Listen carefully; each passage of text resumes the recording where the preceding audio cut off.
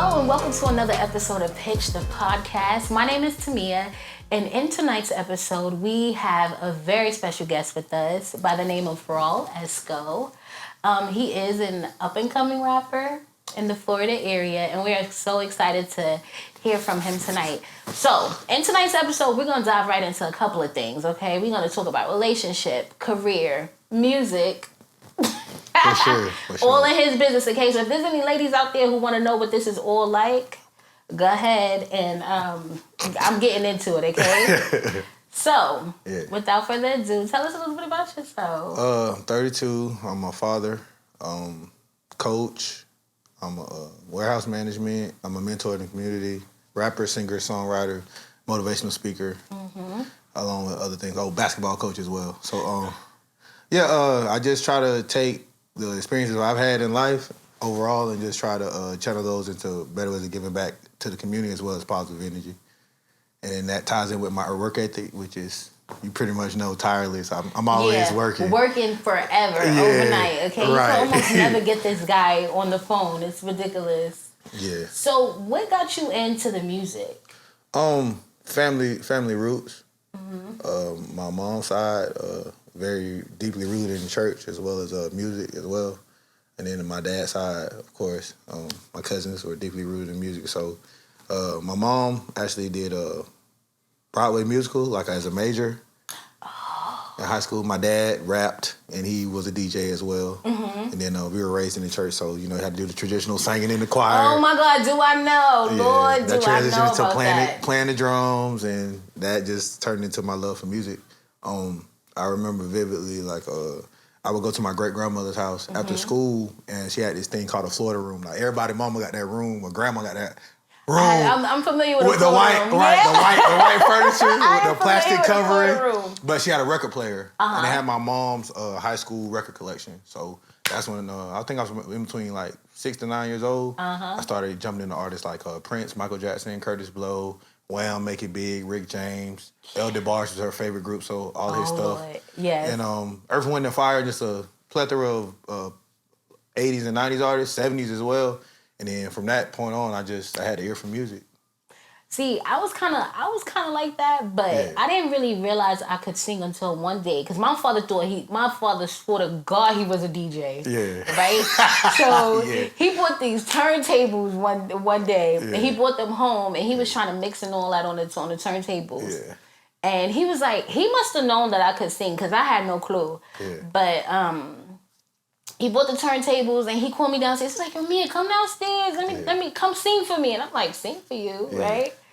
And he gave me the mic, and I'll never forget this day. I sang, what's it? I'm Going Down by Mary J. Blige. Yeah. Oh my God. And we lived in Brooklyn.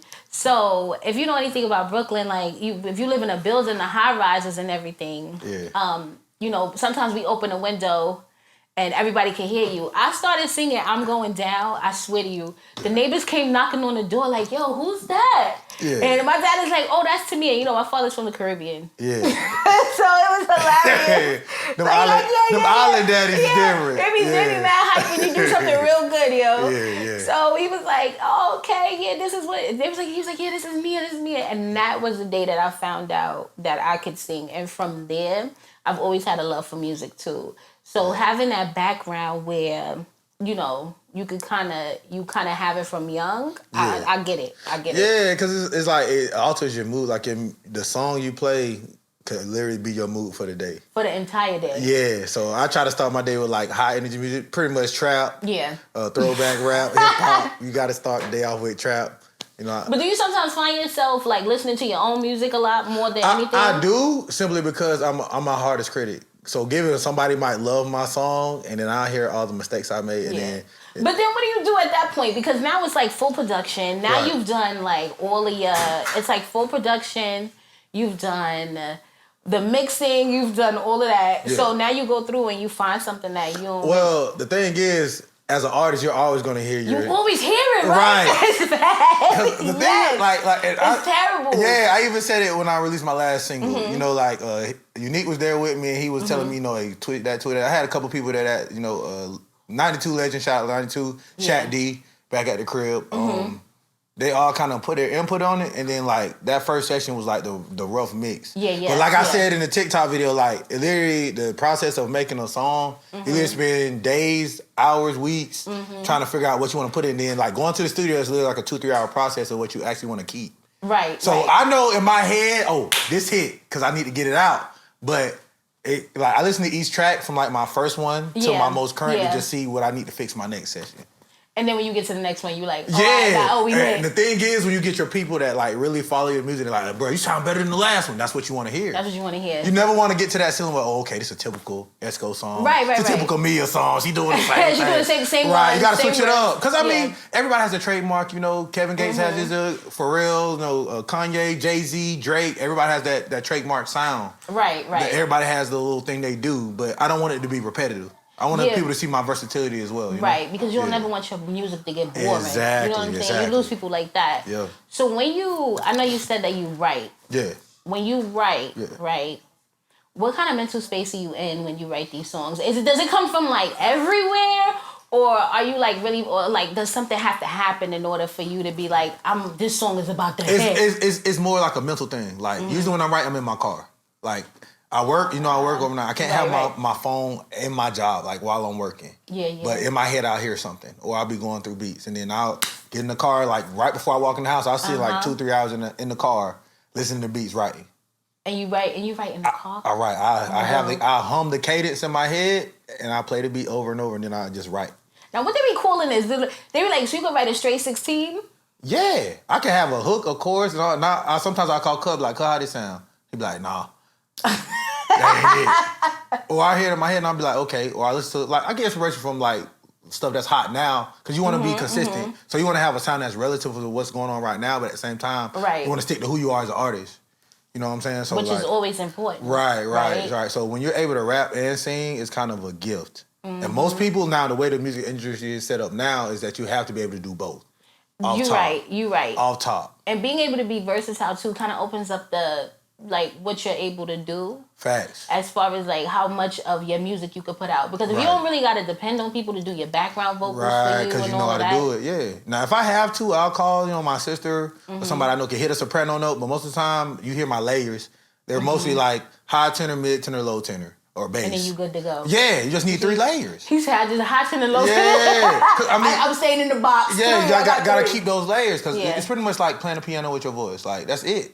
So like two of my biggest inspirations when it comes to like writing and recording music is Ty Dolla $ign and T-Pain. They're known for layering. Yeah. They're known for melodic sounds and they're known for harmony. So I stick to that, and from there I just let it go. First of all, let's talk about how we met. Yeah. Let me tell you how much into music we are, right? Yeah. Yo, we met on the Voicey app. Shout out to Voicey. Y'all know y'all wrong for getting rid of the app, okay? Yeah. Y'all was an inspiration for a lot of people. That app snapped. That That's really what got me into it, because when I did Pain, that thing went viral in my city. Yeah, I heard. People literally was like, bro, you need to make that a song. So I hit Cub because he's done production. He's an artist. Who? Unique, the man behind the camera. This guy right He's here. an artist. He's a producer. Right he's a GOAT. Like one of my personal music influences. Yeah. He does everything. I sent him like 3 to 5 voices, and he was like, "Yeah, cuz that's it." He say, "You get in the real studio, you get it." So voice only gives you maybe 8 to 12 bars. So now you gotta get used to doing 16. So that's going from like jogging to sprinting. Yeah. And then you gotta have the full structure of the song. And then you gotta perfect it. And then your equalizer on voice is not the studio. It's definitely so you not gotta the get studio. your voice studio ready. So I started getting the reps in. But Voicey was the best app you could have ever used if you were like an up and coming artist. You wanted to test out your writing skills. That's how I met a lot of producers now. Yeah. Or you just wanted to like kind of get a feel for what kind of music you're really into. Yeah. Because people on there did everything. And it's therapeutic. You could literally be your cell phone voice. You didn't have to try to fit in or nothing. And nobody was really on you like that. Nah. Like if you could really sing, that's great. That's great. It was awesome. Yeah. But if you really couldn't sing and you were more of a writer, but you just wanted to hear what people like feedback on how people thought your lyrics were or anything like that, it was the best app. And that is exactly how I met him. Yeah. With the Voicey app, y'all. Voicey app, yep. That app came a long way. Mill's one of my favorite vocalists on the app, bro. Like, no lie. I mean, you got some pipes, bro. You got some pipes. I could sing, but I ain't all of that. Okay, Yeah, I ain't gonna she hype go myself crazy. She up. go crazy. I could do a little something. Yeah. That's when I kind of got that rep, like that Baby Drake rep. And I was like, I wasn't digging that because at the end of the day, I have my upbringing. But you did really good on that app, though. Man, like people still hit me up about the app. Yeah, and then it's a good way to put out your ideas too, though. Like, should I put this out? No, that ain't it. That's what I'm saying. You should make that a song so you can really tell. That's what I'm saying. This is the next step to, it was perfect for that. Facts. Shout out to Boise for being who you were for a lot of different people. Because shout out to fam from Boise. Yeah, well, I got a couple people. Song Dreamer. Yeah. Melanin Goddess, you know Mel. I know Mel. Yelly, she's good. Full music, trap music. Yeah. Full music is a beast. He's a monster. Yo. Yeah. Full is a beast. Yeah. Barry twice. Barry twice, that's my guy. That is the guy. You know what I'm saying? Yeah. I know there's so many more people that we could mention. Yeah. What's his name? WizKid. Yeah, Wiz was crazy. Wiz is, oh my God, he's so dope in a whole nother way. Chakra, he's a crazy producer. Listen. Chakra has a sound that's crazy. 88 Keys, he's actually the producer from the Boondocks. Yeah, I heard. Yeah, he produced all the music. I met him. Like, there was he's so cool. many good people on that app. Yep. Yo, so people that already had been in the industry that we didn't even know we were really socializing with. That's crazy. Close. Yeah. You know what I'm saying? Like they actually been in the room.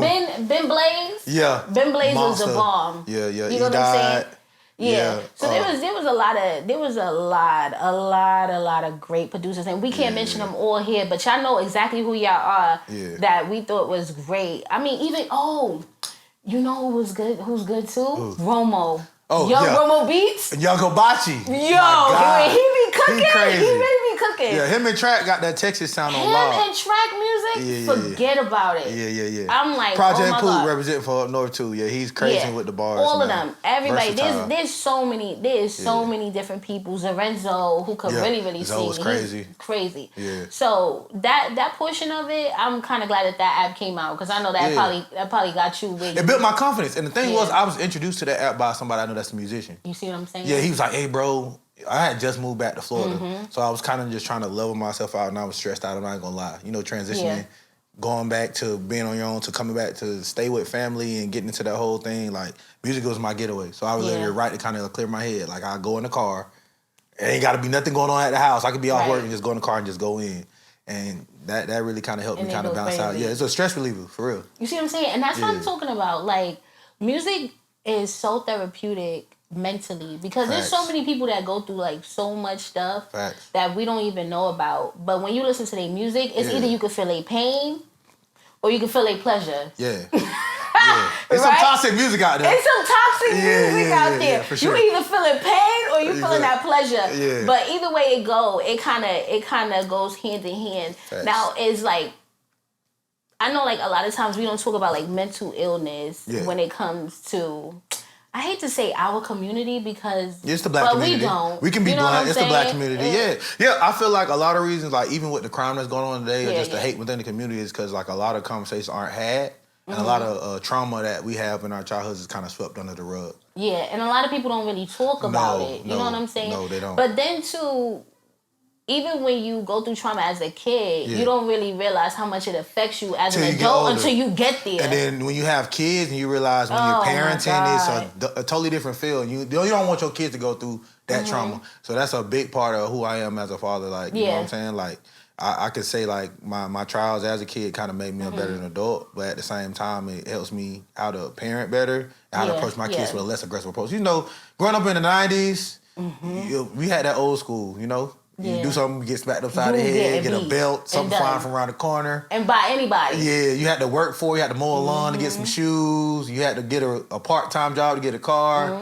You just had to earn your way. Like now these kids got it made. They got the tablets, the cash apps. What do you have? You have four daughters? I have three daughters and a son. And a son. How you feel about that? Oh, man, it happened so quick. I ain't gonna lie to you. You got 3 daughters? Yeah. Man. God had his way of paying back, but it's made me a better person, man. My oldest daughter, Ari, is actually autistic. So me already working with kids that are autistic, to have my own be autistic, it was different. Having to learn, the research, the behaviors, the habits. To see what works. Exactly. Yeah. So that probably was the most eye-opening part of being a dad, having to adjust to a child that's gifted. Does it make you soft? No. I'm still firm. You be trying to be hard on my girl? No. Ari do what she wants. She's a good kid. Like, I honestly Yeah. have no issues. Like, she's smart as like she high IQ. Yeah. She's 2 grades advanced. It's just she has her days. You know what I'm saying? Yeah, of course. Other than that, she called me daddy. I want a game. I just buy it. She got you wrapped around her finger, basically. All of them do. Got it. Even my son, man, they spoiled rotten. Man. Everybody got you wrapped around it. Yeah. So who else got you wrapped around their finger? Jesus. Now y'all know he like. You tried it. Y'all know It was a trap. It didn't work. Not today. Who else got you Not wrapped today. around? Y'all, let's get in his business, okay? Because this man right here, I know he got a few of them. What's your relationship status right now? I'm single. I'm really single. If God means for me to be with somebody, I'm open and willing. But right now I'm focused on my career, my kids, and my personal growth as far as my mental health. Dead serious. That's been my focus the last few months. I'm in a part of my actual career, not my music career, my professional career. Okay. That it's pretty pivotal right now. I'm having to show what I got. So that's where all my focus is going. That and bonding with my kids. So if you had to be like, if you were looking for somebody, right, in a relationship, what would that ideal person be like though? God-fearing, wholesome, hard-working, got to match my work ethic. You know what I'm saying? Because a lot of people don't want to go through that transition of being in a relationship. They want to just hand it to them. That's male and female. Nowadays, people just want things fast-tracked. You know what I'm saying? And the household I was raised in, it was kind of like a grind till you get it. So both of my grandparents and parents worked hard to build that foundation. And then when one retired, grandpa or dad just kind of carried the load. So a lot of people don't want to build that foundation for that home that they can just chill and raise the kids in. You're right. You got to come with your own house, car, crib. No, there's a lot of expectation. No, but it's a lot of expectation in relationships these days. Yeah, it's a lot of entitlement too without the work. Yeah. So people want the benefits of the work without actually putting it in. And that's not how that works. You got to trust the process. So you can't skip the actual struggle. You got to go through that to find out who you are as a couple, what works for each person, build a team ethic, and then come up with a plan. But I really do think that a lot of people, when it comes to relationships right now, like, especially when it comes to women, like, we're not like what we used to be. The women, I can say based off of my grandmas and aunties that raised me, women are different, but that's social media. I feel like social media has kind of tarnished the whole organic part of dating.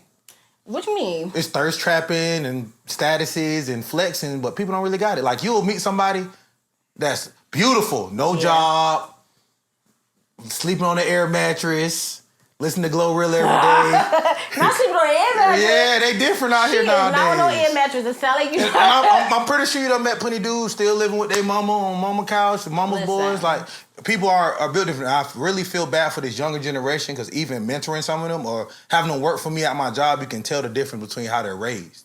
Yeah, now upbringing is a lot on how you gonna react when it comes to relationships. Facts. You understand what I'm saying? Because if you come into a situation with somebody and you've never had stability in your home, you don't know how to treat nobody else. That's a fact. Like, you don't know how to act. You don't know how to respect people. You don't know how to respect people's boundaries. Like, people don't be knowing the difference. But when you say, like, social media has raised us, it kind of is. I mean, back when we were kids, we had MySpace. Yeah. That was about it. Instagram came in, then Snapchat, then TikTok. And it's like now, like, people are falling in love with what they're seeing instead of getting to know the person. Because everybody want to travel. Eye candy. You want to travel the world. You bringing your camera with you. Y'all not really on the same page, but now you've been on social media for so long, and now this has become a business. Now it's like a business, you know, arrangement. Y'all gotta make these videos now. And then you have the people that are on the outside looking in. They like, oh, your world is perfect, and in reality, it ain't all. It's that, and then you got dating apps. So people aren't actually going out to get to know people. They're not going to church. You know, we don't go to church no way, really. But, you know, going out, socializing, libraries, anywhere. You scared to approach people at gas stations now because people going to think you're thirsty. They don't believe in mannerable men or women anymore. And people scared now. You approach somebody at the gas station, like, whoa. Oh, look at this dude on me. He's so thirsty. The dude embarrassed.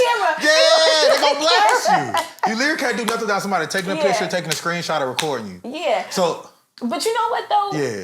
In relationships, right? There's so many different kinds though. So what's your co-parenting relationship? I have a pretty good co-parent relationship with all my kids' moms. It's just overall communication. And understand that there's no funny business going on or nothing like that. We're really here for our child. So let's say, for example, I'm in a bad place. They encourage me. If they're in a bad place, I encourage them. Yeah. It doesn't have to necessarily be any extra stuff going on, but you got to understand in order to raise a child, you both have to be in good mental health. Right. So if you were, so what would that dynamic look like if you were in a relationship? It's an understanding. And we have an understanding, like, if I take somebody serious, like serious, they going to meet my kid's mom. That's how that works. Yeah. It's a boundary you have to establish. That's what I'm saying. Would you create a boundary and there, it's already off top. I'm not worried about who they dating, and they not worried about who I'm dating, as long as I understand it. And if I do have my child, because I don't introduce my kids to just anybody. Right. That's off top. That's a rule. You should not. Right. So if you meet my child, you're gonna meet their mom. That's just what it is. But that's usually the way. Right. But it's a process. That's like a real dude. You know, like you try to go for the highest position in the company, like for interviews.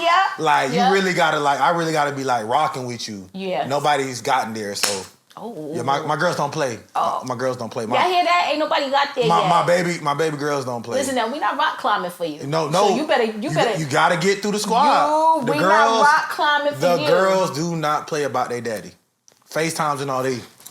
Who that? Right. Who that? Yeah. So Quilly, I know you had some questions back there, right? On relationships. What kind of questions? What kind of questions you had? Let me go to my notes. Yeah, let her go to her notes. I can't take her. Yeah. It's just too much. Okay, so the first question. Let me see which one, because all of them is a little juicy. A little juicy. Okay, so what's the principle in dating, like, in your relationship? Like, as far as the principles that I use, as far as what I apply, Is it for both of us or just him? It could be for both of y'all. So what do you believe are the principles of a good relationship? Got you. So the characteristics of a good relationship? Yeah. You can go for it. I'll go back and forth. That's fine. I think that just having clear, concise boundaries and expectations. Like, when you get into a relationship with somebody, like, you really gotta tell them, like, yo, this is what I expect. Yeah. You know what I'm saying? Yeah. Respect is key. So if you're in a relationship with somebody, just make sure that you're doing all of what you're supposed to do. Yeah. And everything that you're talking about, be about it. Don't lie. Facts. Don't make people think that you one person when you really not. Because at the end of the day, you're going to get into it. You understand what I'm saying? Yeah. I could keep going on and on and on. Yeah, me personally is just, like you said, communication. And you both have an understanding of what y'all goals are. Yeah. You know what I'm saying? We can go... Have an end goal. Yeah, have an end goal and then have a 5 to 10 year plan. Yeah. Make sure you got somebody on the same page. You can't have somebody that's trying to touch the sky and somebody that ain't trying to leave the house. You feel me? Yeah. But you know what, though? But even that kind of thing, I kind of have a little bit of leeway with. Because I feel like if you in a relationship with somebody and maybe y'all not on the same page... Facts. It's still fine. It's not a big deal because it's one or two things that's gonna happen when it comes to relationships. What's that? Either that person's going up with you or you going down. Yeah, you gotta get rid of that dead weight. And that's a big reason why it's frustrating to date nowadays. Yeah. I know you can relate because you work just like me. Yeah. You work a lot of hours. So when you take that time to actually, make time for a day to try to talk to somebody. And then it's a waste. You realize they aren't who you met. And that's a big reason why I'm so scared to go there because you'll get one person. And then you fully focused on them. And then you realize they're not the person you And then you'll be like, yo, what did I walk into? And I can't lie, I'm not perfect. My earlier dating days, I was that guy. Yeah. I give you what you want in the beginning and I eventually, become inconsistent, not caring, nonchalant. And I'm guilty of that, you know what I'm saying? So I've changed. I've had experience that kind of humbled me in that area. I can take full accountability for that. But communication I think is key nowadays because too many people are indirect and too sensitive. Yeah, and then tell people what you want. Don't post no subliminals about me on Facebook or nothing like that. Right, because we're going to beat you up. Call me, text me, let me know what's up. And don't put my business on the internet if I ain't telling you to. And the thing is, if somebody really truly cares and respects you, they wouldn't do that in the first place. Y'all can talk about that internally. You're right. Yeah, You're right. Yeah. But that's a big one too because when you work a lot and you finally create a space to have somebody you feel like you could kind of grow into love and you make that room for them and then it be a waste, you be like, what did I just make room for? Like, you just wasted all my days for this foolishness when I could have had somebody that or I could have been focusing on whatever. But that's why I think it's important for you to really like when it comes to relationships, not lose yourself. Yeah, and then my thing, I literally just posted on Facebook 2 days ago, like, don't use your ex as a template for your next. Yeah. So once you leave a prior situation, don't try to find For that person in real. somebody else. You need to clear your mind, completely heal, clear yourself out, and then look for something completely new. Based off of your standards, but don't look for none of the characteristics. Right. Because pretty much what people try to do is consolidate. So pretty much they'll find somebody, same preference, same body type, same everything, but they'll have the characteristics that the person before didn't have.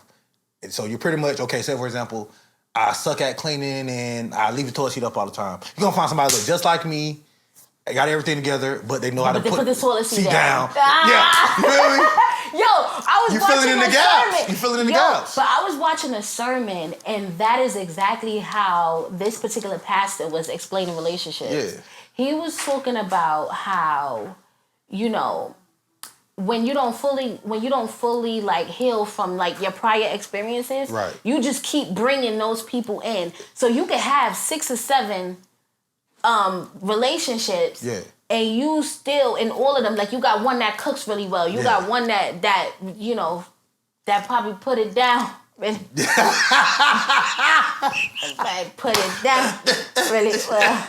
I remember talking about this picture, okay? We are godly podcast. But I'm just saying, right? Yeah. And then you have somebody that cleans really well. And then you have somebody, and you just keep, like, it's not like you really finding that person, but you just keep like, okay, yeah, this one cook, this one clean, this one did. But who's your wife? Yeah, and that's the thing. And speaking of that, like a lot of people use the flesh as a way to determine who they should be with. They don't look at the other characteristics. So you're blinded by the carnal or the fornicating side of it, regardless of what the person has. So you'll get so caught up in the flesh that you're not really worried about the long-term characteristics that's going to build somebody. And nowadays, like you said, because of social media, that's what you see first. Right. It's an eye thing. So then now you attracted some, which I believe everybody you're in a relationship with, you got to have at least some attraction to. You can't be in a relationship. I ain't feeling with nobody with no teeth at the top, Oh, man. If you no gummy worms, no. You can't do that. No gummy worms. Listen.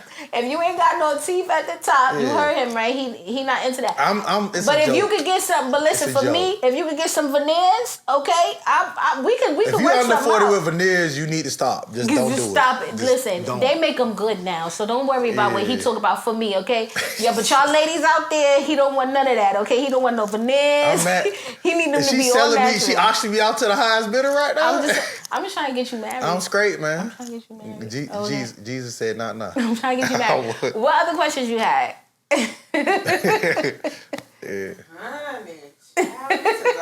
That was a good topic. I'm not gonna lie, that was a good question. That was a really good question. But I gotta piggyback off of something. All right, cool.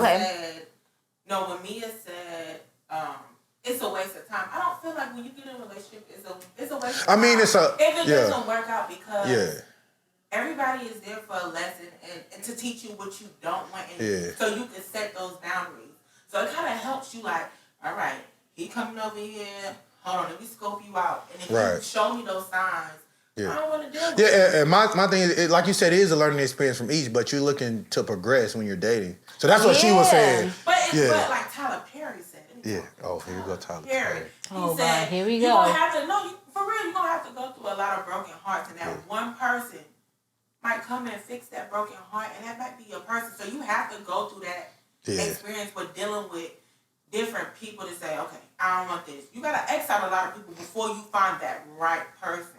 You agree? But what do you say? I don't know, because what do you say for the person that, like, a person like me, I have not dated a lot. You know, so when it comes to that kind of thing, I don't have a good experience with that.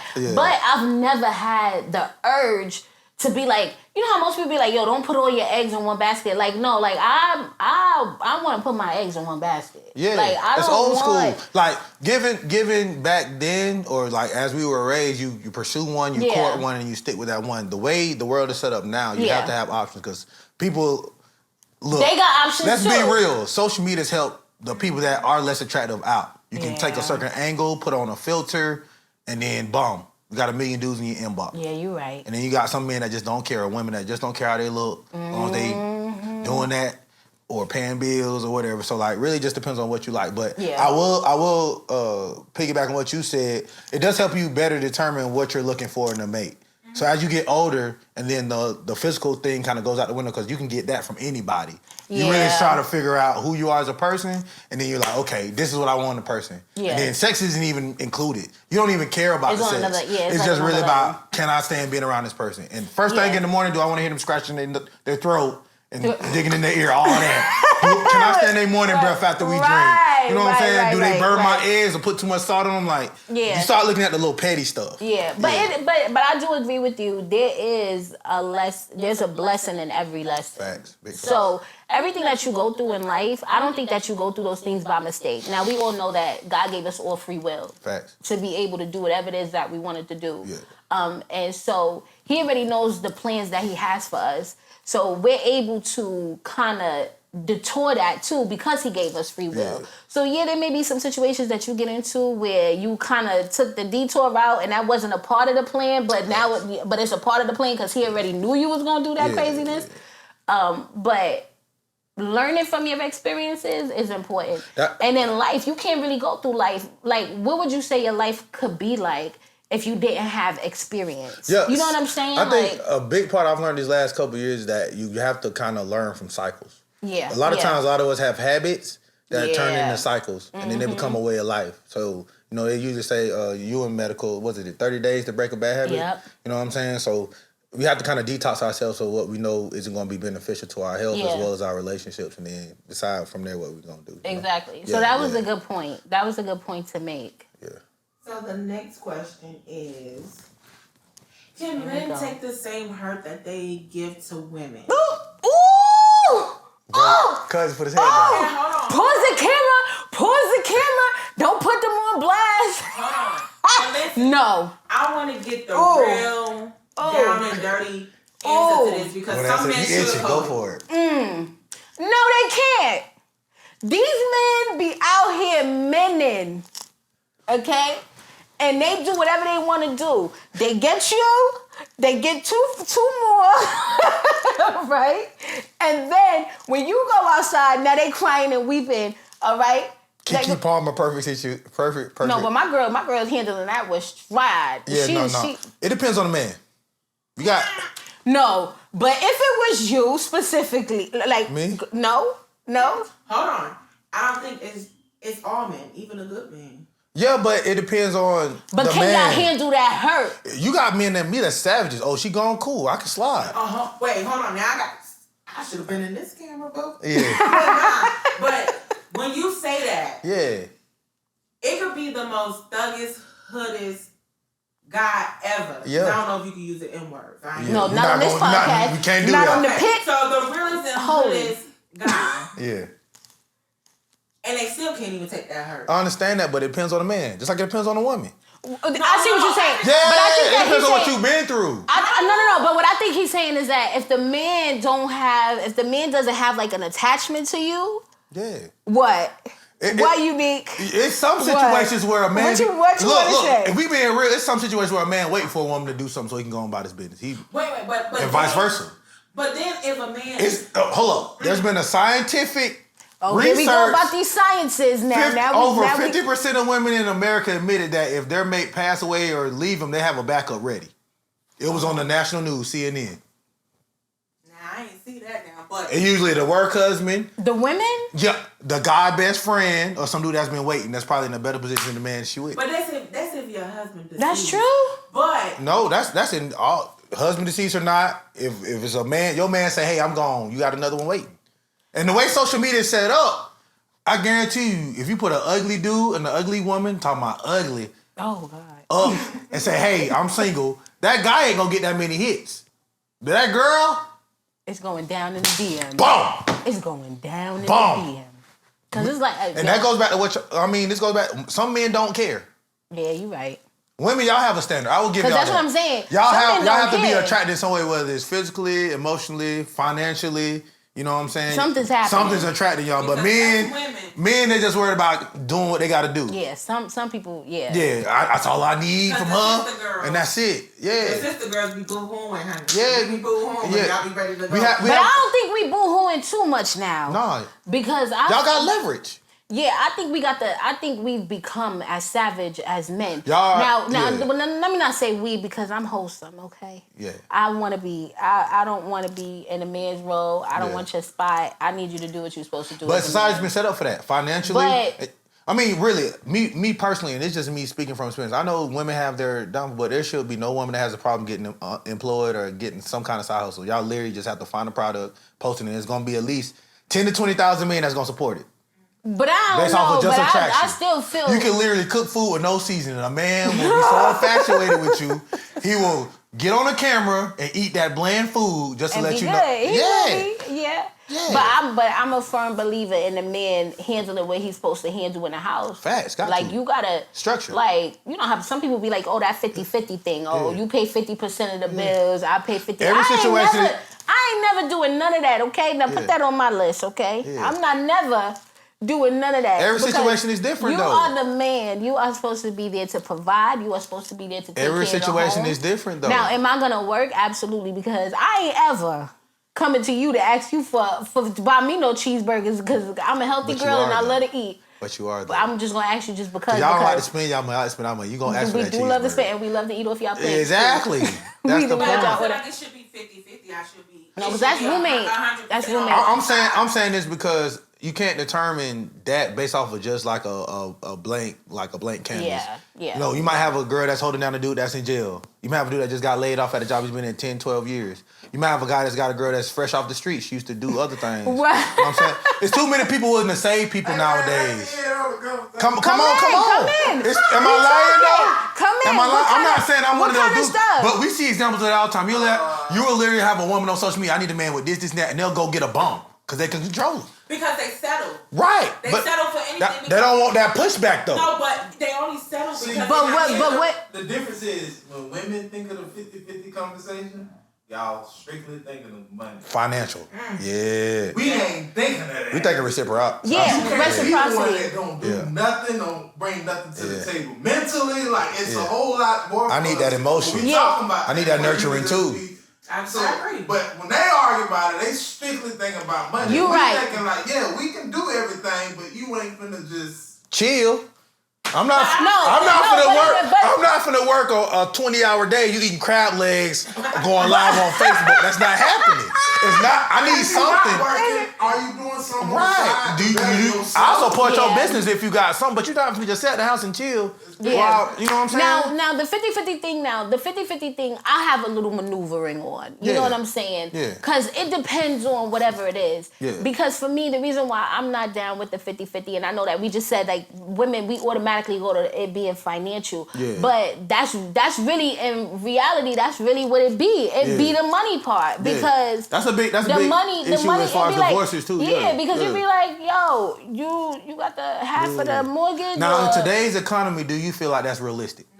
No. Okay, so we all agree that everybody kind of put some eggs in the basket. Yeah, but I do believe that. But I do believe that when it comes to things being 50-50, if we talking real 50-50, yeah. You bring in the bacon, but I'm going to feed you so that you could continue to bring in the bacon. You understand what I'm saying? That go back to teamwork too. I'm taking care of you mentally, emotionally, because I'm going to push you where you need to be. Yeah. I'm pushing you where you need to be. Right, if you a truck driver and we plan for 50 loads, and what do they call them? Dispatches and all of that, and people that what do they do? They plan the routes for you and all that. Yeah. I'm gonna be the planner.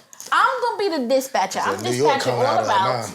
You know what I'm saying? I'm gonna be like, because I'm gonna be like, oh, I got you. Don't worry about it. You your own owner operator. But that go back to what I was saying earlier about teamwork. Like, you guys have to sit down and have that conversation. So if it's a 50-50, then at that point it's, I'm giving you 100% of me, and I'm giving you 100%. Yeah, and that's why I think the whole conversation should be alleviated. Because a lot of people chiming in on this conversation aren't even financially stable by themselves. Yeah, already. Yeah. They're looking for support. Right. They want scholarships. You know what I'm saying? Then somebody might be able to give you 100% of your reinsurance. And that's what he was saying. It's not always financial. And then you might be able to, you might be that breadwinner. Yeah. But I'm able to, it matches because now you're the breadwinner, but I'm helping you with your mental. And I look at like dating is kind of like a pie chart. So if my half is financial, I need you to fill in those little pieces. Yeah. Keeping the house clean, building me up, building my confidence, soothing me in hard times. Yeah. Most don't like to clean. Yeah. That's true. They don't nobody. Yeah, a lot of people don't like the. I don't need you to be my mom. I need you to be my best friend and my mate. We doing this together. Yeah. So stop looking at it as control. What's the problem? Control. Trying to be folks' mama. Control. Most people, It's we a power always struggle. arguing about relationship stuff on Gender roles. social media. Gender roles. And most people don't even know how to be a good friend. Yeah, you right. Before you even be in a relationship, you and your homegirl can't even stay there. That's right. Yeah. Girls between girls and men, women have the most drama in their you friendship. right. It's like a guy can literally not like somebody they don't like and be like, all right, bro, I don't like him, cool. I'm not saying nothing. I'm just not gonna say nothing. Right. Yo, and that's how that right there. Yeah. That type of attitude is how I operate. Yeah. Because I cannot. I got too much to lose. Or unless you threatening my life or one of my kids, you can have it, bro. You can have the Facebook stuff, you can get the likes. I know your real situation. Right. You gonna need me again. So just keep that in mind. Because what they say, the new school, And then let's look 3-5 years from that exact moment. Mm-hmm. Where you are in life compared to where that person is gonna show who's really moving and doing what they need to do. You still unemployed and you still talking trash about me and I'm in a whole nother job. I'm making Why would I come 6 figures. down? Right. To peck with the... Why would I argue with you? We're not on the same level. Why am I upset? And that's why I tell a lot of people that work with me, especially a lot of people trying to come up with management just in general in life, let people be great. Yeah. Let them have that moment. Yeah. Because that's not going to determine the rest of your life. I know pride kills you, but once you really know who you are, pride is not a factor. Pride is a debates. zero. It's a dub. Yeah. It's a dub. I know who I am. Yep. So what I look like getting mad at you for? What am I proving to you? What do you think? Do you pay me? No. If you do pay me, you got to feel some type of way. I'm still here. Word. You don't like me, fire me. I'll get another job. I work hard. Feel me? Because people hiring. Amen to that. Yeah. Dad, y'all brought the cameraman out of camera production. Let me get in on this. Hold on now. Wait 1 minute.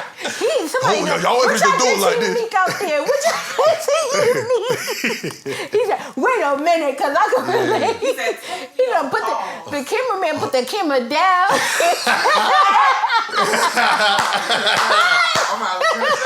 What's next? What we got next? All right, so the next question is, should you stay in a bad relationship for the sake of the children? No. She can't speak on it, but no. And I'm honestly saying that because the situations I've been in, like I'm able to just have that conversation where look, I know this ain't gonna work, or they were able to say, hey, this not gonna work. They just worry about our child, and then just let that be that. Did it hurt you? No. Did you go back and forth in the beginning when you made that decision? No, I mean... Like, when I say back and forth, did you, like, kind of dibble and dabble? No, still? I mean, look, I'm not... My thing... Honestly, my thing is, if we establishing that, like, once it's done, it's done. I'm not going to make that statement unless I know for sure this is it. Question. Yeah. Are you just saying that? No, for real. Or you like legit? I'm one of them baby daddies. I don't care who you dating as long as I know who my kid around. Okay. Because regardless, if we ain't having... Because a lot of dudes will say that, but still won't accept the fact that, because it's still... I feel like it will always be some type of feeling. But once y'all get to that mutual agreement that like, I'm okay with you dating this man and I'm okay with you dating with this woman. But as long as our kids are getting treated by both sides, partners. And that's what it comes down to. And we good. And that's what I was just saying earlier. Everybody don't meet your kids. No. Yeah, everybody can't being a single parent or just being a parent that's not married in general. And somebody that's so eager to let you meet their kids, they don't have that level of like respect. They don't have that. I don't think that they have that level of respect for their kids. Let's just say that. You know what I'm saying? Yeah. Because, you know what I'm saying? Like, I've had to pump people brakes. Like, your kids is there. I'm not about to. You tripping. Yeah. I'm not coming. And like, I get around your kids. No, I'm straight. I don't do that. No. I don't even, and it's not that I have a problem with the kids, but it's just like, I respect myself. I don't even know if I'm going to be around. Facts. And whether your kids is like infants or toddlers or whatever, I'm respecting those boundaries, because if I was that child's mother, I would be like, don't be bringing your in and out. And the thing is, it's both ways, because, moms can be sneaky at times, too. Yeah. And you'll hear about, a man being around your child, and I'm one of the people what I happened? ask, like, who's this guy? Oh, nah, he's just a friend. Okay, I mean, I just want to know who around my child. I'm not tripping. And you know, your kids will rat on you. Yo, your kids, they tell everything. Your kids will rat on you. Facts. Your kids will rat on you. Yeah, so you got to be careful, too, with the babies. For sure. Yeah. You're right. Yep. Ready for the next question? Go for it. Go ahead. Now, this is real deep, and I need y'all honest opinion. Oh, God. Why do you think the dating pool is so pissy? Dating apps. People give you they give you the parts of them they want you to see, but they don't give you the bad part.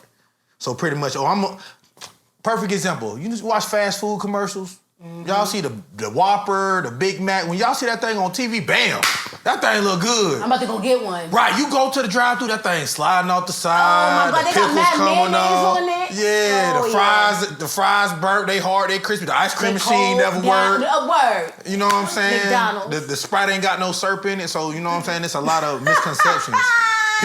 People giving you the stuff they want you to see, but they're not giving you the organic them. And that's what's messing up the dating pool. That, and I think dating apps are making it too easy for people to just sit at their phone and swipe left, swipe right. No, and then too, it's just too many options. Yeah.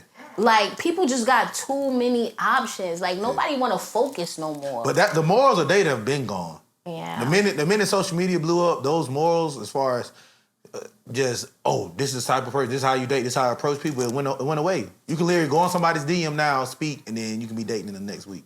But you could do that with like 5 different people, though. You can do that with a million people. And women, I feel bad for women. And I'm saying this due to the fact that... Because y'all men be playing us, right? No, that's not even that. Because that happens too. Y'all sneaky. We are, but women are too. So we're not even going to do that. Y'all better at it, actually. What? Y'all better at it, actually. Y'all better at it, actually. We are. It's a double standard type of thing. Women real sneaky. That ain't that y'all better. Y'all care. Yeah. See, because when we cheat, y'all cheat up. Y'all cheat up. Y'all definitely cheat up. To try to, we get caught. Yeah. But why are y'all like that, though? Knees begging and pleading. Why y'all like that? But if you love somebody and you cheat, like, why do y'all do that? Explain this to me. I can. I mean, I've cheated. I ain't gonna lie. Right, unique. You see, that's why your name is unique, because you are unique. You don't cheat, right? You don't do that. You see what I'm saying? Black man don't cheat. You haven't ever? Nobody can tell you that. Oh, no, I have. That's how I found myself. You cheated. Why you did that? I honestly, I'm gonna be open, and I knew this was gonna be one of those more intense interviews. Mm-hmm. It's something missing. It's something that's lacking in the area, and it ain't necessarily sexual. It's just something I'm missing. And then accountability too. Please say something. Accountability too. No, because some of y'all just wild. No, you're just wild. It's accountability too. But no. Mine get cut. But men don't. When they say we all dogs, we all don't hurt it. And all dogs go to heaven anyways. Black men don't cheat. When they say that, it's not that he. That's what his intent was. His intent was to actually marry you when he met you. This is the problem. Men find out halfway through that they don't like you anymore. Yeah. Instead of leaving at that point, if you ain't gave him the goods yet, he ain't going nowhere yet. I gotta get something out of it. That boy's getting the game. Then he gets it and then he leaves you. You think that's all he wanted from the get-go. Yeah. No, it wasn't. And the thing is, women do that too. Yeah. Women do it too. I done got tooted and booted plenty times. Say it again. Yeah, I'm saying, we like you at first. We really want the best. We want to marry you or whatever and try to get where we going. We find out halfway through that you ain't there where we want, like. Yeah. So it can be mentally what we thought of you. Yeah, work ethic. You know what I'm saying? It could be something, and we just find out, nah, this ain't the one. Yeah. But, at what age does that kick in, though? But men. I want to say 22 to 25. We put y'all want us to put so much in. You want us to impress y'all, take you out. The courting process itself is vigorous, bro. And we invested. And I'm not just walking away from this no more. Yeah, that's money down. That's thousands. Thousands of dollars. Thousands of dollars. You take up 20% of my income. Exactly. So yeah, let me get that first. Yeah. But instead of leaving, why don't you express that? Look, like, I really like it, because somewhere in the mix of all this, you was attracted to something that she offered. Yeah. Besides the physical. Facts. So like, why not say can we fix, like, this is something that you're lacking. Like, women don't want to have those conversations anymore. They go straight to, 97% of y'all go to social media. Y'all play y'all playlists on live. Y'all start reposting stuff. The subliminals be real. And that's why I say social media messes up relationships. It's a fact. The minute a dude posts up, bro, you too emotional, you sassy. A woman posts that, it's a million dudes under her status. Well, you leave him alone, or I treat you better. And her DMs, they going crazy. Y'all got that, and that's why I say y'all got that advantage now when it comes to dating, because y'all really don't have to be held accountable. It's a man to take out for whatever y'all got now. As long as y'all look good, y'all get them what they want every now and again, they fine. For men, it's harder for us.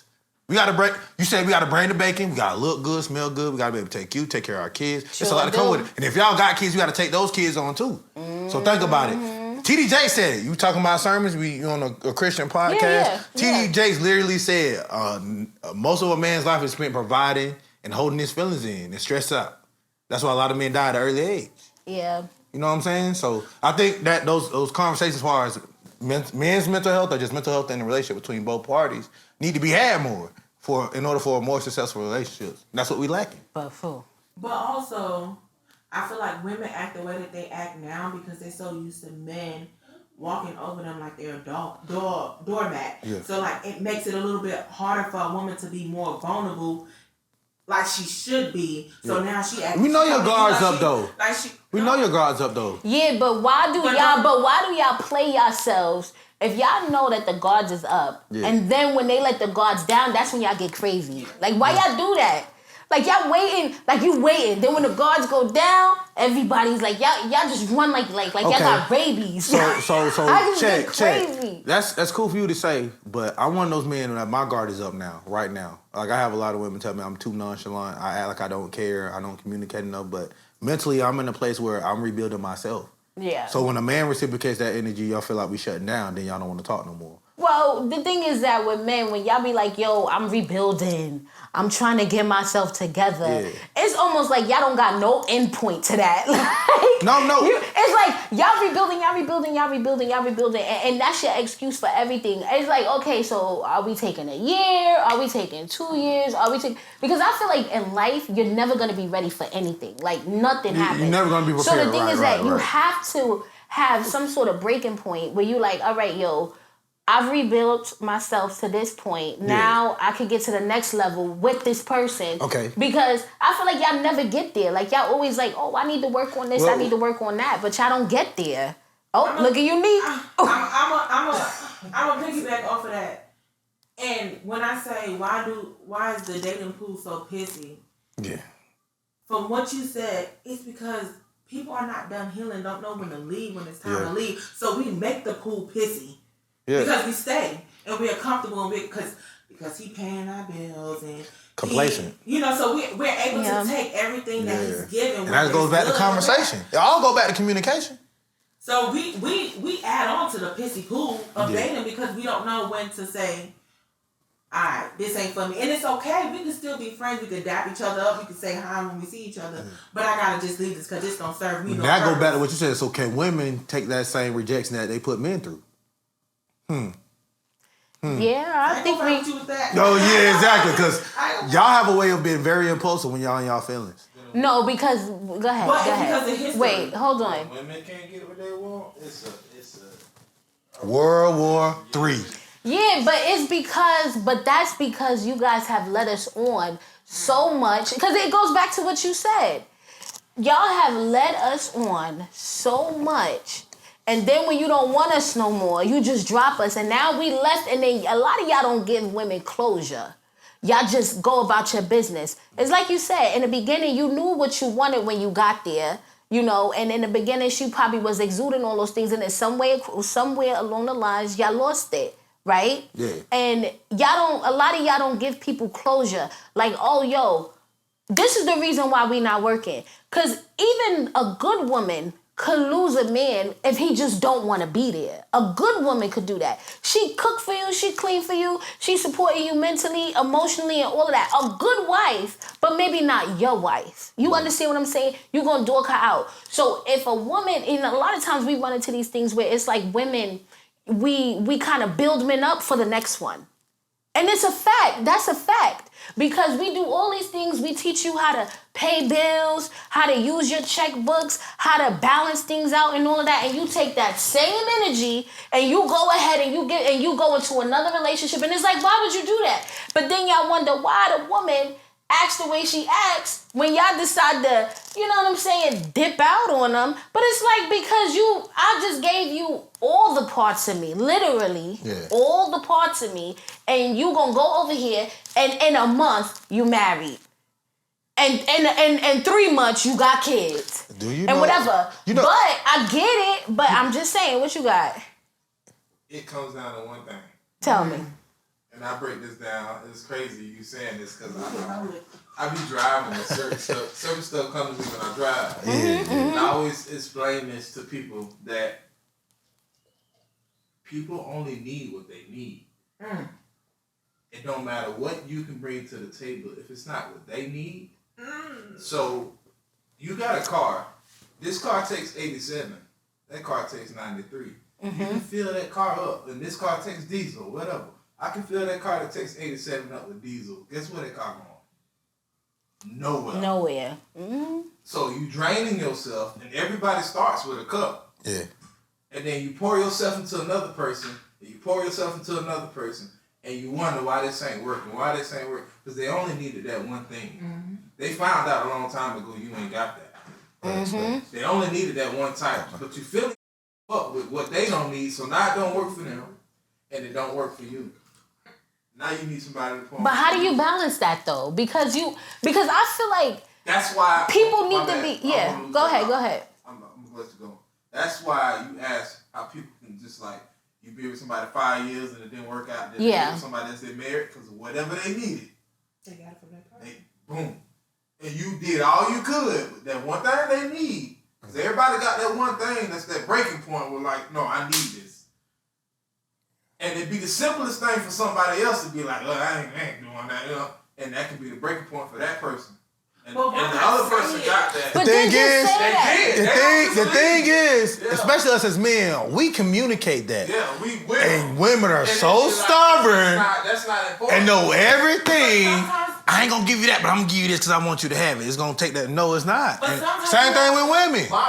Same thing with women. Y'all tell us how y'all feel, and if we lacking, y'all try to find somebody better. It can be simple as they got this thing where I'm a texter. I'm talking on the phone. If I can't talk to you, we're not talking.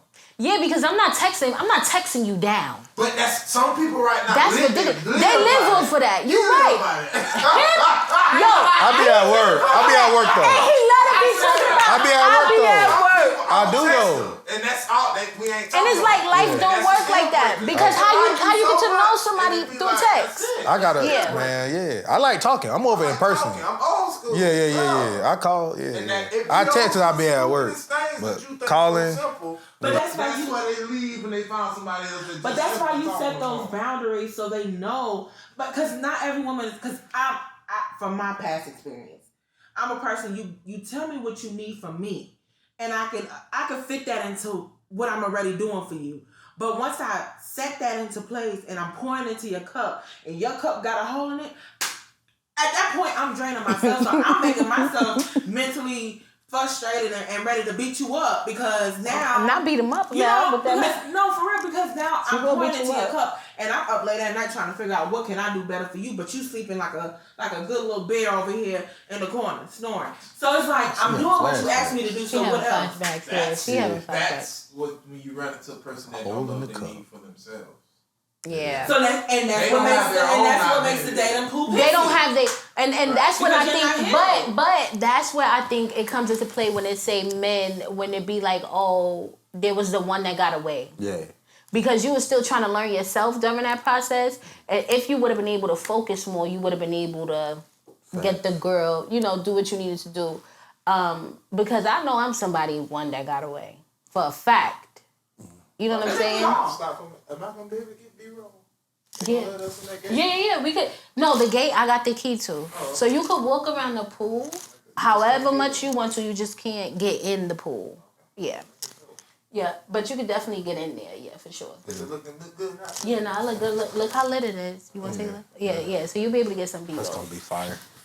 But yeah, so I think it's all about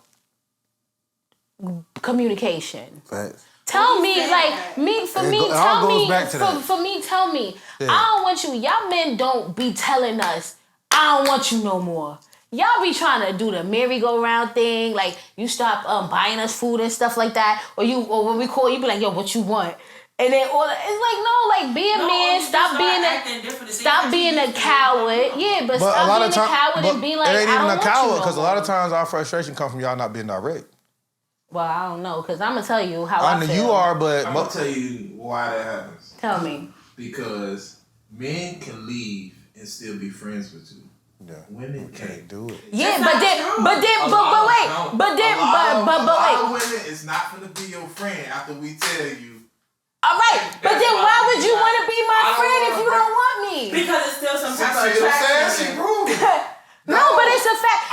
If you don't want me, and let's just say we in a relationship, right, and you don't want me, right? But you have cheated on me and I found the evidence. I ain't saying all right? But if you, no, but I'm just saying. I'm just saying. Somebody that's ready to go. A woman is But if you ready to go, it's no reason for me to be your friend, because your leaving could be a part of my journey that where I have to heal because I loved you so much. So I can't heal myself if I loved you so much and you ready to go. You understand what I'm saying? Because when people depart, whether it be the woman or it be the man, you understand what I'm saying? Somebody's unhappy, but somebody was happy. Because if you gave the other person you leaving from the choice, a lot of times, I'm not saying all the times, but a lot of times, one person wants it more than the other person. And if they had the choice on whether you left or not, or you stayed, they would choose for you to stay and they would want to work on it. But when you choose to leave after I've loved you so much, and I've cared for you, and I've cared about our relationship, I've nurtured it, there's no way I'm going to be able to be healthy mentally, still with you in my face, because I don't want to be your friend. I don't want to see you with another woman. You understand what I'm saying? I don't want that, because I know what you were like when you were with me. I know what spending the night with you was like. You understand what I'm saying? I have those. So why would I want to be your friend? Now, could it potentially happen later on after I'm done healing from you? Yeah. Of course, but I can't be your friend during my healing process because that hurt. It does. If you leave, if a man leaves you or a woman leaves you and you really love that person and you really care for them and they was just like, nah, you're not, you can't offer me nothing else. Like, yeah, you're going to fall apart. I can't be your friend because now I got to do the work to bring myself back to reality because you don't want me. And that could be a number of things that I'm going through in my head. Like, yo, what did I do wrong? Like, what happened? Like, what could I have done better? I got to go through all those emotions. And I can't do that being your friend. Because you still going to be outside. Because you technically are done. So your brain is cut off from me. Your brain is moved on. But yeah, that's what I'm saying. So I can't be your friend. But that's only what they portray. And I'm just saying from a recent breakup. Oh, okay. That's why we got these questions, huh? No, because I'm going to be real. Because it's from a hurt at place. the end of the day, you would never, I don't feel like anybody will be completely healed, because when you go on to the next relationship, those same concerns that you had in your first relationship will travel on to the next. And it'll keep traveling. So you would never be healed. So that saying is for the birds. But like for prime example, me and my ex, I'm able to still have a conversation with you and be your friend, but I did my part on healing that I could still be your friend and not care who you with. But you had to get there because you weren't the friend. You weren't a friend. You guys weren't friends immediately. No, it took a minute. It took a couple crying nights. It took about 2 months, I'll say. Okay, but that's what I'm saying. I can't be your friend, but eventually it could happen. Yeah, but I can't. I can't. You see what I'm saying? But and that goes back to the heal. Yeah, but it does have to do with being healed, because a certain part of you has been healed from that thing. So I'm not saying you would be 100% healed. Yeah. But a certain portion of you that you knew attached to that person has healed, so that you could disconnect to connect to the friendship part of it. You get what I'm saying? Like you're not able to do that. But it all depends on how you and that person met as well. Because if y'all started off as friends and y'all got together, that ain't gonna never work. Because it messes up the friendship. It messes up the friendship. So it makes it a little bit harder. But you going into something like you said earlier, like going into something because of social media, and you just head on like, okay, we didn't get time to get to know each other. We just jumped into something because the attraction was there. We didn't know if this person was really there's no more getting no organic, the rundown, the courting. Right. The courting is gone. It's, dang, she good. Heart. What's up? Oh, he look good. Heart. Mm-hmm. Hey, big kid. Like, that's how that's going now. What's up, handsome? There's no shaking hands. Hey, my name is so-and-so. Right. It's straight in the DMs now. It's express. Yeah. That's why I say people are so used to things being fast-tracked, but it's not just dating. It's everything. Yeah, it's everything. Dating's just one of the more recognizable things because it's magnified on such a level. Even you got the advertisement, you gotta be with somebody. You can't just be alone. You got people like me that don't care. I'm an introvert. I don't like going around people. I don't like being around people. I sit in the house all day. I'm cool. Yeah. So one thing on that, men, that's how we are. Yeah. We simple, bro. We can separate. That's a lot of things are built on. Men can separate love from business, basically a business move. Right. And that's why a lot of positions we feel like men should be there because we can literally make the business move and separate it. Like women, it takes a while for them to move on for that. Yeah. Just look at cars. Majority of cars, when it comes to men and women, when we get a new car, we turn the second car into a work car. A work car. Mm-hmm. Women get a new car, the other one gone. Yeah. They don't really do that. They don't have a work car. Women don't really have work cars, no. Yeah. Men do. Cause we revolutionary, baby. Y'all, we evolve. When we done, we done. We know when you done. And we want to love you. We still care enough about you that we still want you in our life. So it's hard for us to just, cause as soon as we tell you, hey, we gone, at that point, we might not ever see you. But you gotta be okay with that because that's what you chose. That's what you chose. So this is my thing. If you really didn't want that, then why are you trying to make me your friend when you chose to leave me? You don't want a part of it. It's different than don't want the person at all. Yeah, but you don't want a part. But why do you want me around? That's the real question. Because it's still attraction. What do you listen? Because me, when I'm done, but you can't love me. Yeah, I mean it's true. That's most of the people that deal with each other right now. Yeah, but that's the toxic part of it, right? Yeah. Because you just be wanting that door to be open so you can still come in and out and do what you want to do, play mind games, have your cake and do all of that. Yeah, have your cake and eat it too. Like, no. Me, I'm telling you, when I am done, I'm done. I'm not playing with no man out there. So you do what you want to do. You live the way you want to live. But if you tell me you don't want me, you ain't got to tell me twice. You ain't got to show me twice. I'm out of there. Yeah. And when I tell you I'm out of there, I'm checking out. But sometimes we say that as women, but we still go back. When we go back, you will never get the same version of me that you got the first time. Yeah, so then why go back? Women get comfortable. Yeah. Let's go back to what she said. Like, you're literally running into people like, oh, I'm done with my age. They ain't do this, they ain't do that. And the minute they meet a man or woman that meets them to their standards, same or more money, same work ethic, don't take no for an answer, work hard, respectful, but will check you when you're out of line, they go back to what they know. Yeah. I'm not used to this. I'm shocked. No, like you flick a baby on the forehead. Yeah, and now y'all looking crazy. Yeah. You get somebody real good, and then you don't even know how to act. Right. You know what I'm saying? Yeah. People, men and women act up. That's why I say they both do it. Yeah. You like, I'm done. He ain't nothing. Then you go get back. Somebody who is something, and you don't even know how to handle it because you've been toxic. On this stuff. You're so used to carrying that weight. Yeah. This is What's crazy. The next question? The next question. Yeah. How do men know if the person that they're dating is the one? I was usually told the first 3 to 6 months you know if that person's the one. Me personally, I don't base. I was about to say I don't base my relationships with people off time. It just figure it out. Yeah, it depends on what you're getting from that person. I go back to what he was saying. It all depends on when that person is giving all of them. Yeah, that reciprocation we was talking about earlier. I can know. Yeah, most people don't give you all. It's progressive levels. And the way women set up, y'all do this. Y'all do y'all ration. Oh, I'm gonna give them a little bit. Yeah. Next level, I'm gonna give them a little bit more. Right. I'm gonna give them a little more. But y'all want us to come out the gate. Here, baby, have it all. Word. Take it. But why? But see, y'all be playing yourselves because why are we that way? We are that way because of what we have been given. Y'all daddies. You understand? No, y'all daddies. Your daddies. Oh, Lord. Your daddies. Your daddies. Y'all creating your own hurt. So yeah, but I really do believe that, man, y'all do a lot. I mean, I feel like everybody does a lot, but I can see your point of view. Yeah. I mean, I had my phase, but we also grew up around men that had their days too. So we pretty much the way we treat ourselves, our kids, as well as our relationships when we're dating is a product of what we see as kids.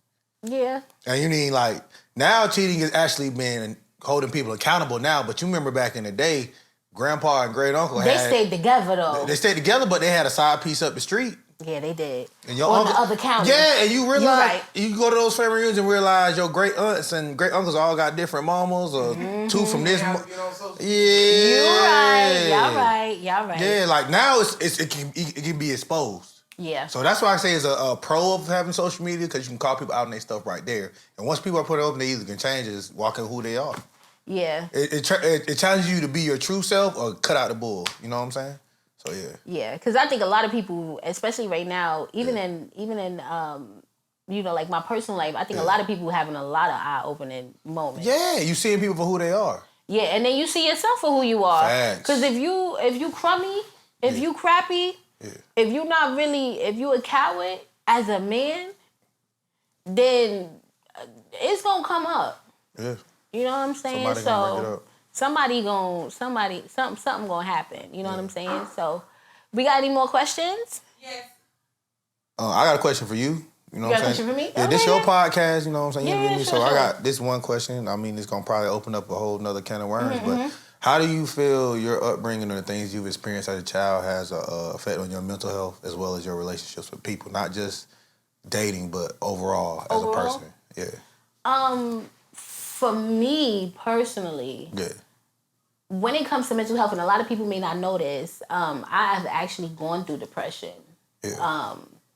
Like maybe 5 years ago, I was ready to kill myself. People don't know this because when people meet Mia, I'm happy. I'm always Life of the encouraging party. other people. Yeah. You know Big what I'm part, saying? man. Yeah. I'm like a big motivation for people. You know what I'm saying? I'm willing to sit and talk to you. And I'm always happy.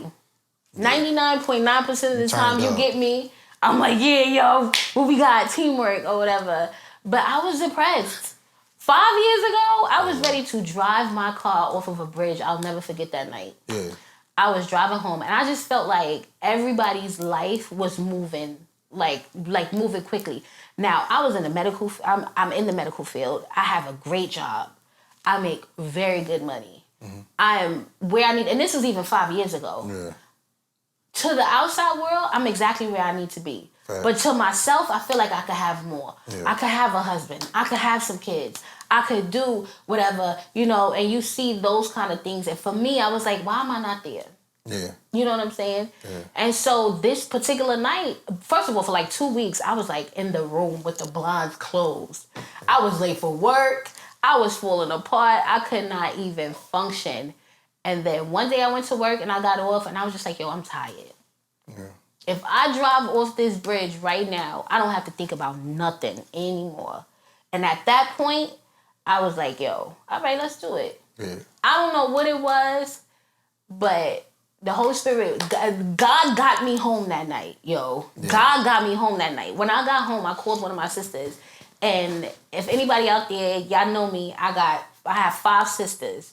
And each one of them brings something different to the table. I got a sister for whatever you would like. You want to turn up? I got one for that. You get crazy, all 5 of them getting crazy with you. Not me though, because I'm a lover, not a fighter, okay? Yeah. I have a sister that's a prayer warrior. So immediately I called her. I'm like, yo, I was ready to die. Like I'm crying and I'm breaking down. Yeah. And immediately she didn't ask me why. She didn't ask me what happened. She didn't ask me anything. She just started praying right there. Yeah. Binding up every spirit. Doing what?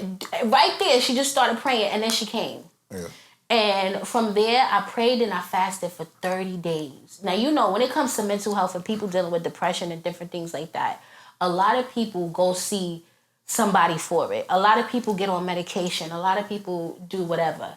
But at that point, I knew that whatever I was going through was a spiritual attack, right? Because I was right at the cusp of where God needed me to be in order to catapult into where I am even today. Right. So I said, man. So I prayed and I fasted for 30 days. Fell on my face, crying, whatever. I was able to come out of that. When I came out of that, I said to myself, there is nothing in this world that anybody could ever say to me that could ever get me that low, or do to me that could ever get me that low, because I already know what the bottom is. You can't take me no lower than that. Yeah. You know, but when it comes to like mental health and stuff like that, I could really relate because I was there. You know, and that's why I'm a firm believer in being kind to people, having grace for people. You know what I'm saying? Because everybody ain't where you are when it comes to their mental health. You having a bad day and you projecting that onto somebody else, you don't have the right to do that. Like, you don't get to alter the way somebody's day is going because you don't feel good. You understand what I'm saying? Yeah. So, you know, hopefully that answered your question. Yeah, like, you hit all the bullet points. Yeah. What? Oh, that was great. Yeah, that was. Yeah. Me personally, just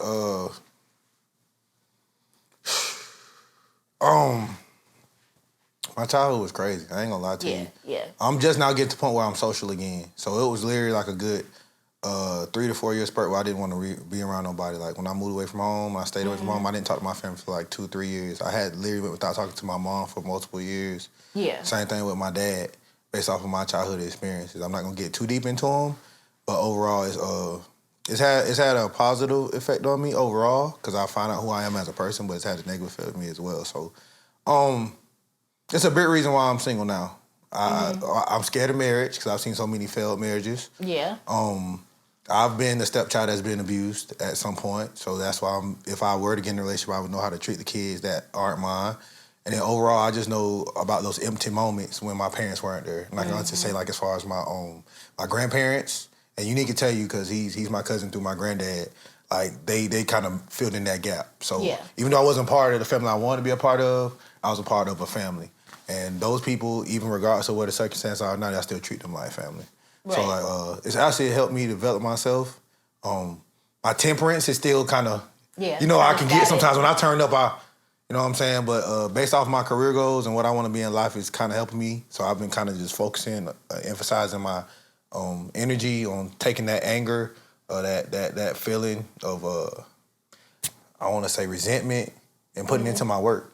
Yeah. And as you can tell, a lot of my music is not necessarily sad, but it's like motivational because it's pretty much conversations I'm having with myself. Yeah. You know what I'm saying? So like that, I can honestly say like as far as my mental health, it was in a sad place as well. You know what I'm saying? I've had moments, especially when it came down to certain situations with my kids where I've been depressed. You know what I'm saying? It's been situations as far as me personally, I've had to sleep on people's couches based off of failed friendships or bad financial decisions. You know what I'm saying? I've had to be sleep in my car a couple nights, you know what I'm saying? And that's kind of made me who I am now. That's why I work so hard. I don't want to go back there. And like you said, once you get to the bottom, only way is up. Once you hit that bottom. So I definitely felt you with the dark room, the being late to work, the days where you don't talk to nobody, days where you just turn your phone off and just lay there and sleep.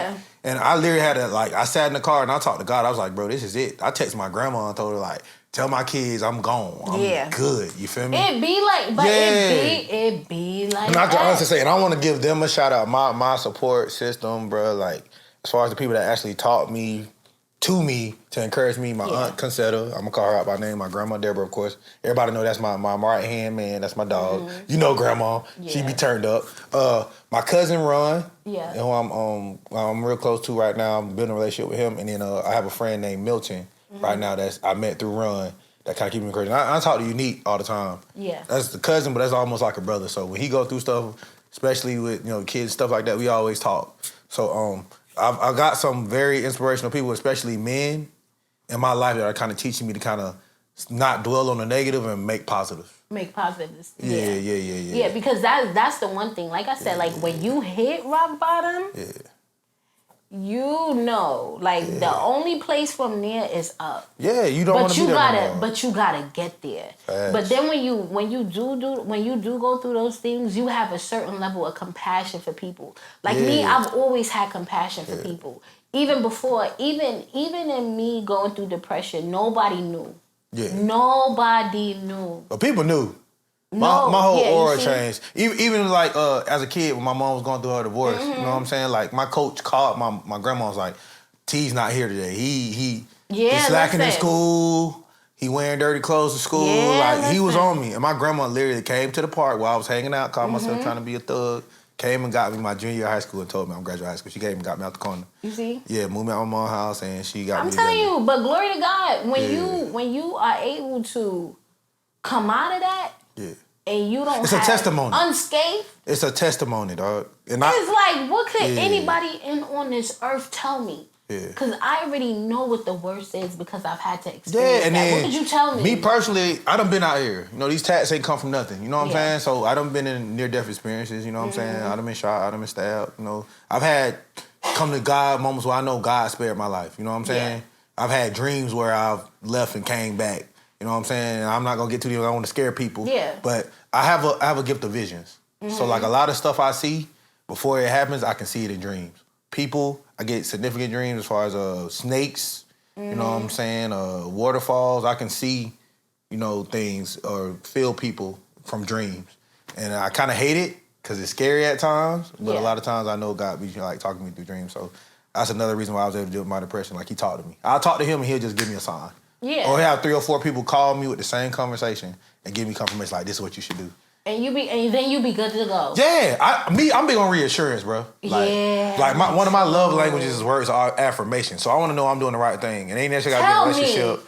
I don't need a pat on the back just be like, hey, good job, or you on the right track. I get it. I go to people for advice. I done came to you, hey, so I got this thing I want to do. Should I do it? You be like, I don't know. Yeah, right. You know what I'm saying? So like, that's now that I've surrounded myself with people that are more positive and uplifting and feel me from both aspects, it's easier for me to function. Yeah. And that's why people kind of get the kind of straightforward me now. They don't get the whole, bro, let's get to it. Skip the small talk. Yep. I'm not mad or nothing. I just have a natural mug, but I'm not finna sit here and smile like we cool. Let's just get it out of the way. Yeah. Exactly.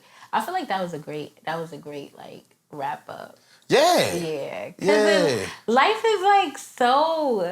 life is so hard, and there's so many avenues that we all have to go down. Facts.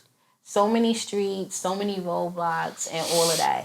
And that was the reason why I created Pitch, which is people in tough conversations that heal. Yeah. Because after you have these conversations, after every conversation, no matter what the topic is, it comes back to how did you overcome that? How did you heal from that? Yeah.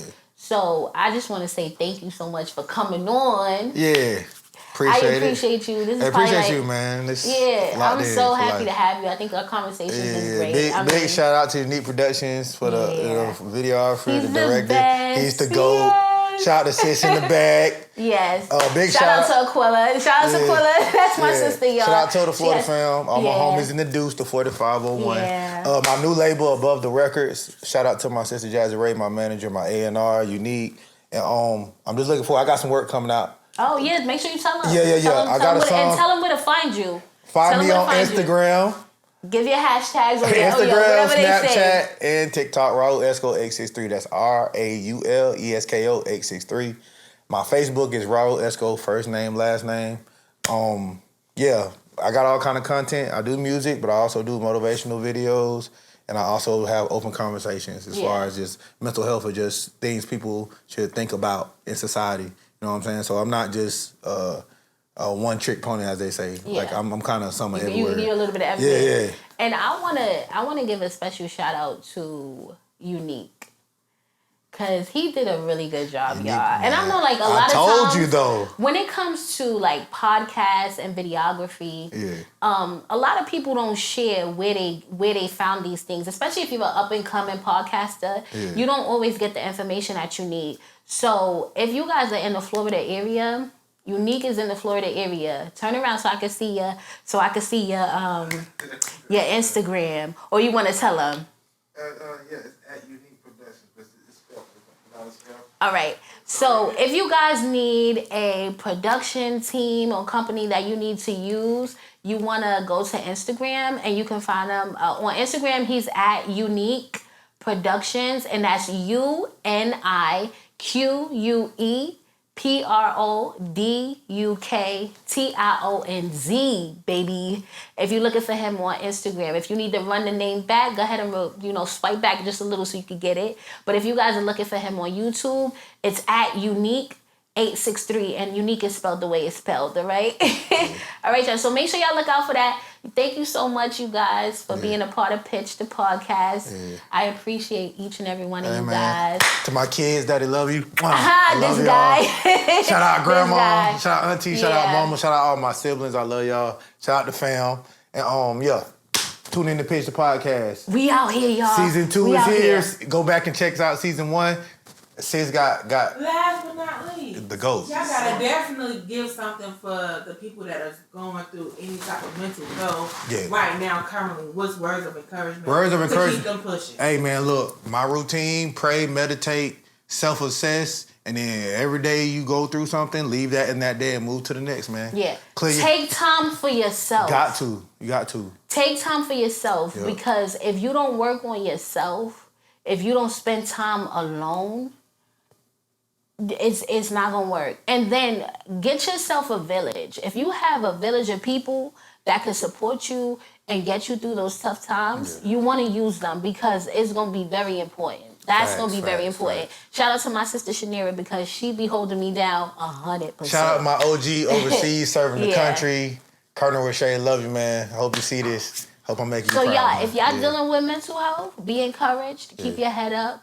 If y'all need anything, I'm sure that inbox me, man. Inbox me at Pitch the Podcast. Yeah, for sure. I could get you through a couple of things, okay? Yeah, man. But always remember that you're loved.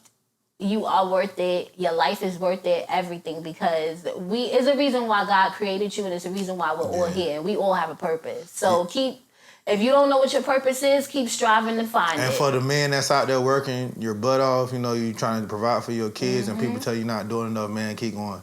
Keep going. As long as you have that integrity with God and y'all check in with each other and you give them your 100% effort, don't let nobody discourage you from doing that. Keep doing what you got to do for your kids, for your mental health, for your family, and then just keep at it. Stay consistent, man. Yeah. Good. Yeah. All right, y'all. So thanks for tuning in to Pitch the Podcast. We out. Okay. And God. Yeah. God. That was good. Jesus. These lights is hot. Turn on the air conditioner, please. Yeah. Yeah.